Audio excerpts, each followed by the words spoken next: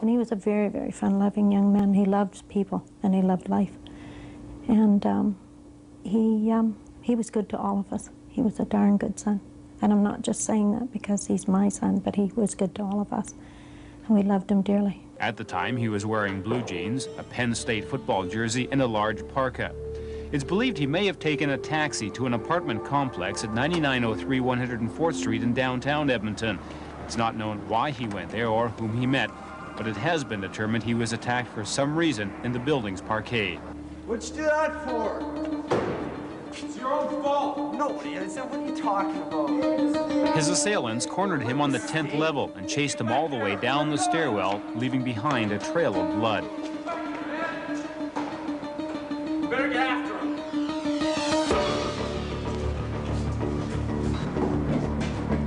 He's down here.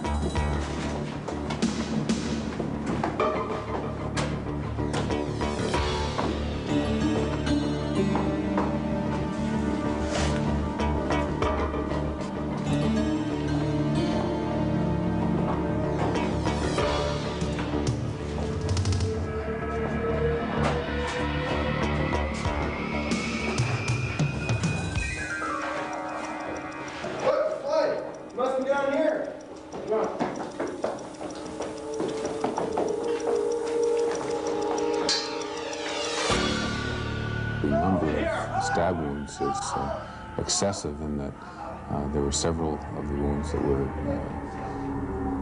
of enough force and caused enough damage to be fatal. That the number of stabs is excessive, and it shows an extreme amount of violence towards the victim.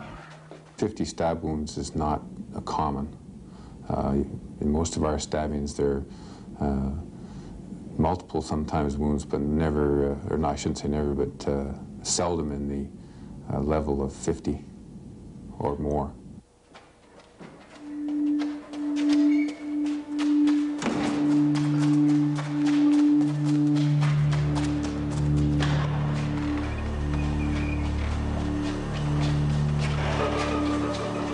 It's believed Murray's attackers then carried his body out of the parkade.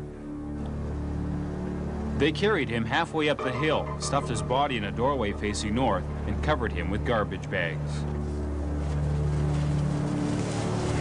There is a suggestion that they feel his death may be connected to a drug action against him or during a drug deal. But again, this is, we have not come with any witnesses that specifically have said it was a, we have first-hand knowledge that he was conducting a drug deal, and that is why he was murdered. In my mind, as far as I'm concerned, Murray wasn't streetwise, and Murray didn't know what was coming down. I don't think he was aware that anything shady was going to happen, and certainly he didn't think that he was going to be killed.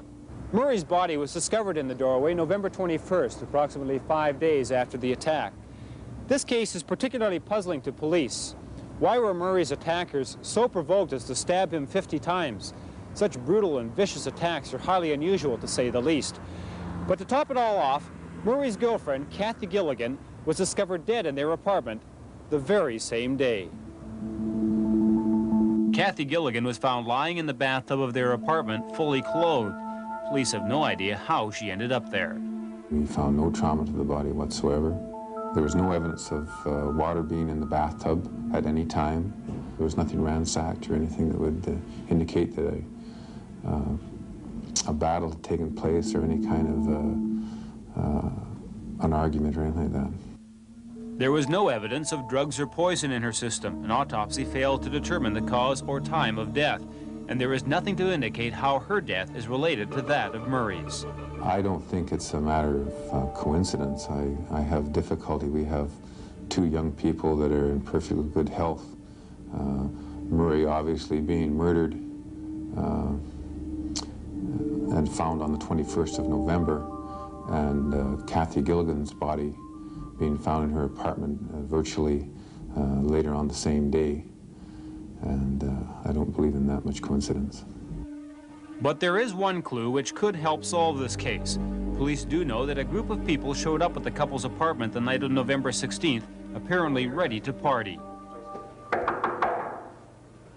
If we could contact these people or identify these people, I think that they would be extremely important to our case. The hardest part is the not knowing. And it's hard to let your other kids go out into the city and not knowing who these killers were. And still have no answers, and the answers are, it's terrible. It's really terrible on me. It's a very emotional time. Sometimes I have bad days where I would like to go find them myself, and I wish to God I was a detective at that time, or I wish I had the powers. They talk about the psychics, and that's when I wish I was more psychic. Frustrating. It's very frustrating. And you know, the rest of the family would like answers too, and it's just hard to live with because there are no answers yet. As mentioned earlier, police are still at a loss to explain why Murray's attackers were so provoked as to murder him in such a violent manner. And while the death of Kathy Gilligan remains a mystery, they're convinced it's not a coincidence. If you have any information which could help solve these murders, you're asked to call Crime Stoppers at 422-8477. That's 422-TIPS or 1-800-922-TIPS. You do not have to reveal your identity, and if your information leads to an arrest, you qualify for an award.